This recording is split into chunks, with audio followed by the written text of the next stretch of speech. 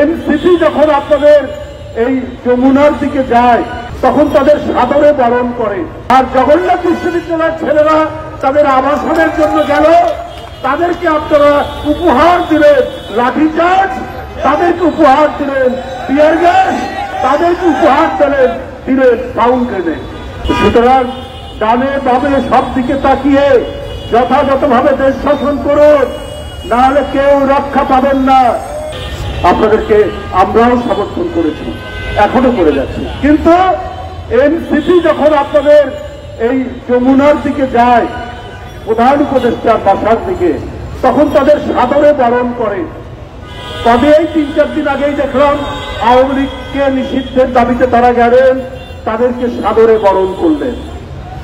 আর জগন্নাথ বিশ্ববিদ্যালয়ের ছেলেরা তাদের আবাসনের জন্য গেল, তাদেরকে আপনারা উপহার দিলেন লাঠিচার্জ, তাদেরকে উপহার দিলেন টিয়ার গ্যাস, তাদেরকে উপহার দিলেন সাউন্ড গ্রেনেড।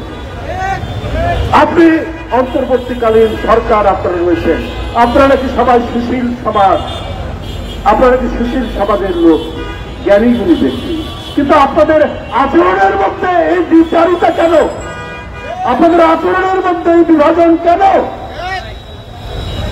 আজকে এই উপমহাদেশ অশান্তিতে ভরে উঠেছে, অনেক চক্রান্ত ষড়যন্ত্র চলছে, অনেক কিছু ঘটনা হচ্ছে।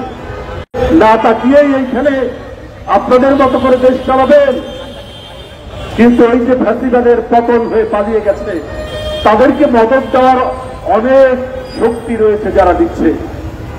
সুতরাং ডানে বামে সব দিকে তাকিয়ে যথাযথভাবে দেশ শাসন করুন, না হলে কেউ রক্ষা পাবেন না।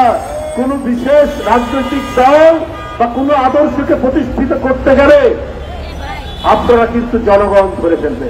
আমরা পানি আগ্রাসনের বিরুদ্ধে, আমরা জমি আগ্রাসনের বিরুদ্ধে, আমরা টেরিটোরিয়াল আগ্রাসনের বিরুদ্ধে পার্শ্ববর্তী দেশের।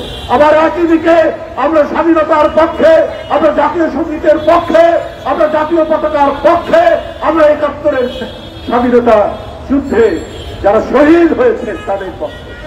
আমরা তাদের বিদায়ী আত্মার আমরা মাগফিরাত কামনা করি।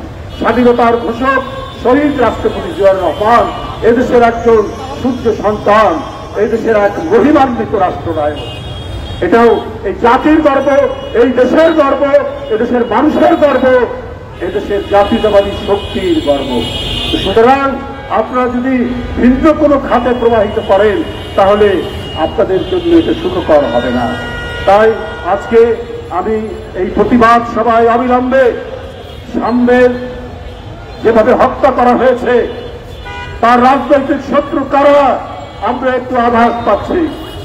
এই রাজনৈতিক শত্রুদের চিহ্নিত করে অবিলম্বে তাদেরকে গ্রেপ্তার করে শাস্তির আওতায় নিয়ে আসবে, তা না হলে এর পরিণতি ভয়াবহ হবে।